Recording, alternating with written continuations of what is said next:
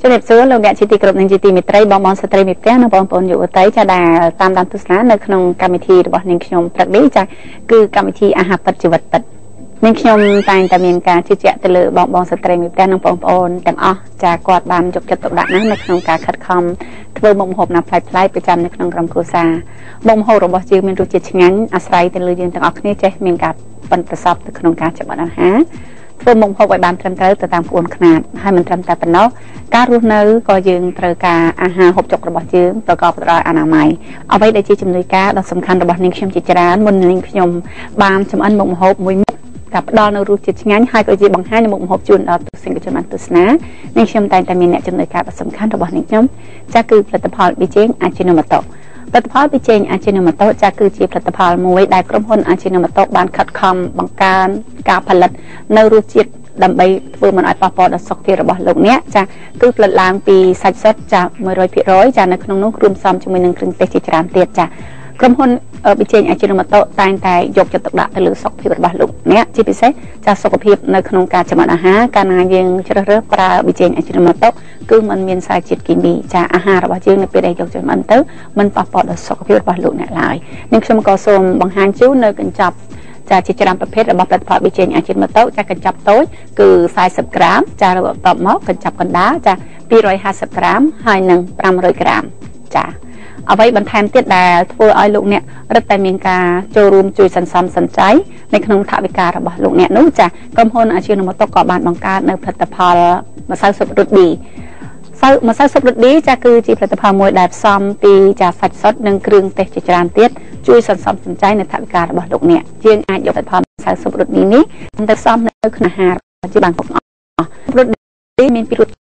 ជាតិសាច់ជ្រូកនិងជាសាច់មាន់កញ្ចប់របស់ដូចគ្នាដែរមានកញ្ចប់ខ្នាតតូចហើយនិងកញ្ចប់ខ្នាតធំចាហើយនឹងខ្នាតកណ្ដាលចាភាពងាយស្រួលចំពោះលោកអ្នកដែលលោកអ្នកត្រូវការផលិតផលម្សៅស៊ុបរ៉ូឌីចានៅក្នុងការចម្អិនអាហារលោកអ្នកមិនចាំបាច់បន្ថែមនៅគ្រឿងទេសអ្វីជាច្រើនទៀតក៏បានដែរគ្រាន់តែដាក់នៅផលិតផលម្សៅស៊ុបរ៉ូឌីចូលទៅក្នុងអាហាររបស់យើងរួចជាស្រេចអ្វីដែលសំខាន់ចាគឺมันមានសារជាតិគីមីមិនប៉ះពាល់ដល់សុខភាពរបស់លោកអ្នក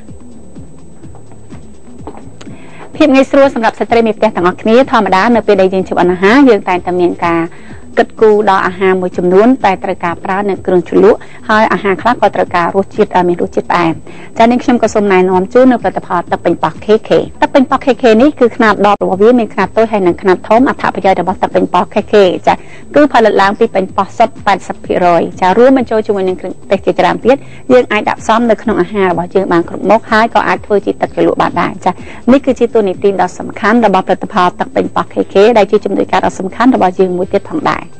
ចាធម្មតាស្ត្រីមេផ្ទះយើងតែងតែគិតថាការចម្អិនអាហារក៏យើងត្រូវការពពួកប្រេងឆាណាដែលមានគុណភាពចានឹងខ្ញុំក៏សូមណែនាំជូននៅផលិតផលប្រេងឆា Healthy Chase ផលិតផលប្រេងឆា Healthy Chase ចាគឺជាប្រេងឆាមួយដែលមានគុណភាពខ្ពស់ចាមិនកកចានៅក្នុងកម្រិត0អង្សាចាហើយមិនត្រឹមតែប៉ុណ្ណោះចាមិនប៉ះពាល់ដល់សុខភាពរបស់លោកអ្នកឡើយនៅពេលដែលយើងជ្រើសរើសយកប្រេងឆា Chase គឺជំនួយដល់បញ្ហាសុខភាពបេះដូងរបស់លោកអ្នកថែមទៀតផងចាអ្វីដែលសំខាន់មួយទៀតដែលស្ត្រីមេផ្ទះទាំងអស់គ្នាតែងតែមិនភ្លេចនៅក្នុងការទុកដាក់សម្ភារៈផ្ទះបាយនេះខ្ញុំក៏សូមណែនាំជូននៅផលិតផលចាសាប៊ូលាងចាន Lipon F សាប៊ូលាងចាន Lipon F ចាគឺមាន3ប្រភេទចាដោយនៅក្នុងនោះគឺមានដូចជាប្រភេទចាក្លិនកាក្រូចសើចចាហើយនិងក្លិនក្រូចឆ្មាហើយនិងក្លិនតែអ្វីដែលសំខាន់បំផុតចាក្រុមហ៊ុនរបស់ផលិតផលដែលយើងបានបង្កើតនៅសាប៊ូលាងចានចា Lipon F នេះចាអ្វីដែលសំខាន់ចាគឺបង្កើននូវសុខភាពចាមិនមានសារជាតិគីមីនៅក្នុងផលិតផលសាប៊ូលាងចាន Lipon F ទេនៅពេលដែលយើងសម្អាតនៅចានឆ្នាំងរបស់យើងហើយមានការជិះជាក់រាល់ពេលវេលានៅពេលដែលយើងសម្អាតនៅពេលដែលយើងទុកដាក់នៅសម្ភារៈទាំងអស់នោះថ្ងៃនេះនាងខ្ញុំត្រៀមមុខម្ហូបមួយមុខទៀតធ្វើបង្ហាញជូនដល់បងប្អូនស្ត្រីមេផ្ទះទាំងអស់គ្នាដូច្នេះត្រៀមប៊ិចនិងក្តារកត់គ្រឿងផ្សំថាតើគ្រឿងផ្សំនិងវិធីធ្វើយ៉ាងណាខ្លះមុខម្ហូបនៅក្នុងថ្ងៃនេះកង្កែបគល់ស្លឹកគ្រៃកង្កែបយើងយកតែសាច់ហើយយកទៅចិញ្ច្រាំផ្នែកគ្រឿងផ្សំគឺមានផលិតផលម្សៅស៊ុបរ៉ូឌីជ្រើសរើសយករសជាតិសាច់ជ្រូកទឹកពេញប៉ោះ KK ប្រេងឆា Healthy Chase ស្លឹកក្រូចសើចខ្ទឹមសនិងខ្ទឹមក្រហមម្ទេសស្រស់គល់ស្លឹកគ្រៃយើងយកទៅហាន់ស្ដើងម្ទេសឆ្អើរយើងយកទៅចិញ្ច្រាំហើយនិងម្ទេសដៃនាងក្រៀមទឹកត្រីស្ករសនិងប្រេងខ្យងកូនគឺយើងយកចា ប្រេងឆាហេតុឆេះនេះចាគឺយើងយកដាក់នៅលើខ្ទះនេះបន្តិចចាទុកឲ្យវាក្តៅរួចហើយយើងយកចាខ្ទឹមសនេះចាយើងមិនចាំបាច់ចិញ្ច្រាំវាឲ្យម៉ត់ទេឲ្យវានៅដុំខ្លះចាហើយនឹងខ្ទឹមក្រហមចារួចហើយនឹងចាស្លឹកក្រូចសើចចា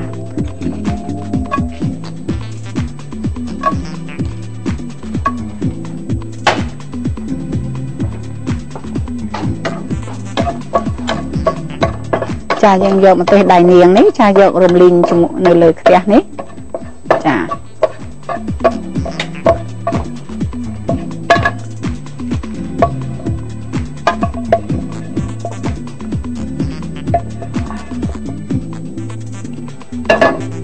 ចា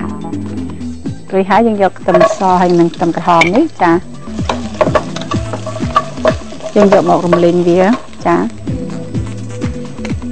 ដើម្បីយកក្លិនវាឈ្ងុយចា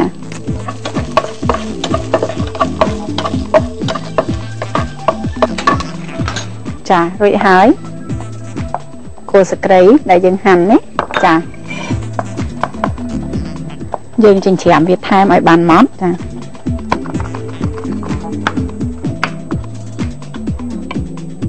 ចារួចហើយយើងយកដាក់មកលីង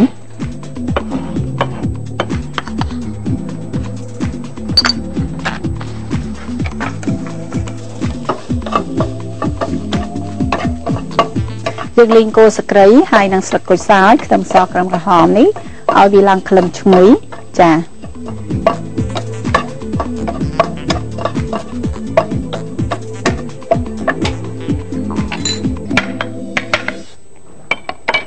ចារួចហើយយើងទុកវាមួយដលែកសិន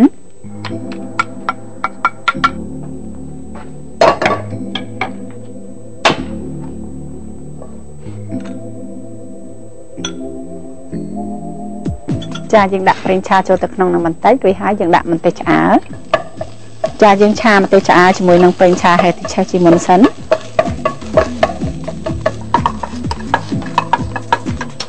ចារួចហើយគឺយើងយកសាច់កង្កែបដែលយើងចិញ្ច្រាំនេះចា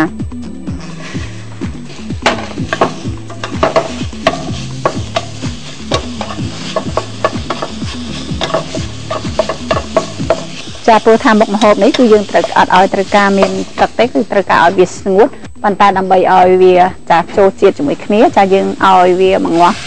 សាច់កង្កែបឆ្អិនយើងត្រូវដាក់ទឹកចូលទៅក្នុងនោះបន្តិចចារួចហើយយើងចាប់ផ្ដើមសំនៅគ្រឿងផ្សំរបស់យើងចូលតែម្ដងចាគឺយើងដាក់នៅផលិតផលប៊ីចេងអាជីណូម៉ូតូចាដាក់ចូលទៅក្នុងនោះបន្តិចចារួចហើយយើងដាក់នៅផលិតផលម្សៅស៊ុបរ៉ូឌីចារសជាតិសាច់ជ្រូកចាបង្កើនឲ្យអាហាររបស់យើងរឹតតែមានរសជាតិឆ្ងាញ់ចាចារួចហើយយើងដាក់ស្ករចាចូលទៅក្នុងនឹងបន្តិចចាហើយនឹងចាត់ទឹកប្រេងខ្យងចាចាហើយនឹងទឹកត្រីដាក់ចូលទៅក្នុងនឹងបន្តិចចារួមបញ្ចូលជាមួយនឹងផលិតផលចាទឹកពេញប៉ោះ KK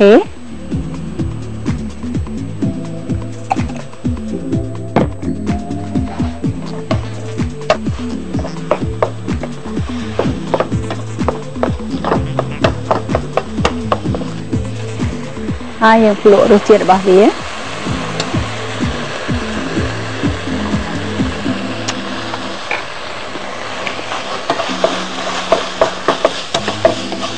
ចាចំពោះមុខម្ហូបនេះរសជាតិរបស់វាចាគឺអត់ឲ្យវាចាគឺអត់ឲ្យវាប្រៃពេកហើយក៏កុំឲ្យវាផ្អែមពេកដែរយើងដាក់ទឹកថែមបន្តិចទៀតដើម្បីរំងាស់ចាសាច់កង្កែបនេះឲ្យឆ្អិនល្អ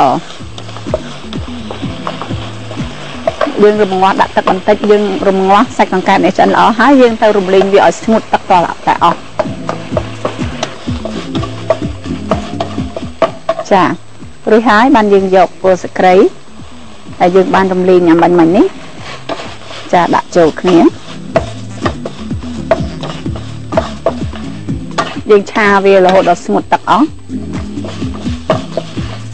ត្រៀមចានសម្រាប់ដាក់ចាអាហាររបស់យើងចា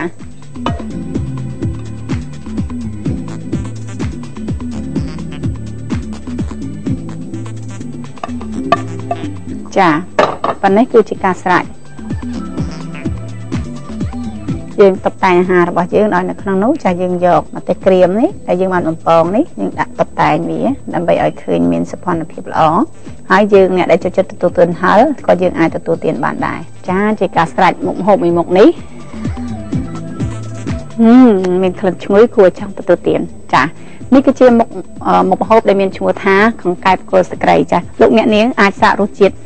តាមអ្វីដែលនាងខ្ញុំបានធ្វើបង្ហាញជូនមួយបែបនេះថាតើរសជាតិខុសគ្នាពីអ្វីដែលលោកអ្នកធ្លាប់ធ្វើដែរឬទេចាបន្ទាប់ពីយើងធ្វើមុខម្ហូបចាឆ្អិនរួចរាល់អស់ហើយក៏យើងត្រូវការសម្អាតខាងផ្នែកចានឆ្នាំងរបស់យើងដើម្បីទុកដាក់ចានឆ្នាំងរបស់យើងឲ្យបានត្រឹមត្រូវផងដែរនាងខ្ញុំជ្រើសរើសយកផលិតផលសាប៊ូលាងចាន Lifeon S ចាដែលមានក្លិន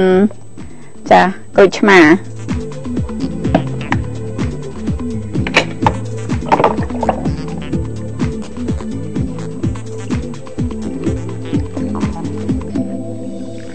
ចានៅពេលដែលយើងចម្អិនមុខម្ហូបអស់ហើយគឺយើងតែងតែនឹកគិតដល់សម្ភារៈផ្ទះបាយចានឆ្នាំងរបស់យើងត្រូវទុកដាក់ឲ្យបានត្រឹមត្រូវអ្វីដែលសំខាន់បំផុតគឺយើងត្រូវជ្រើសរើសសាប៊ូណាដែលមានគុណភាពខ្ពស់ហើយសារជាតិសាប៊ូទាំងអស់នោះមិនមានជាតិគីមីប៉ះពាល់ដល់សុខភាពនៃស្បែករបស់យើងចា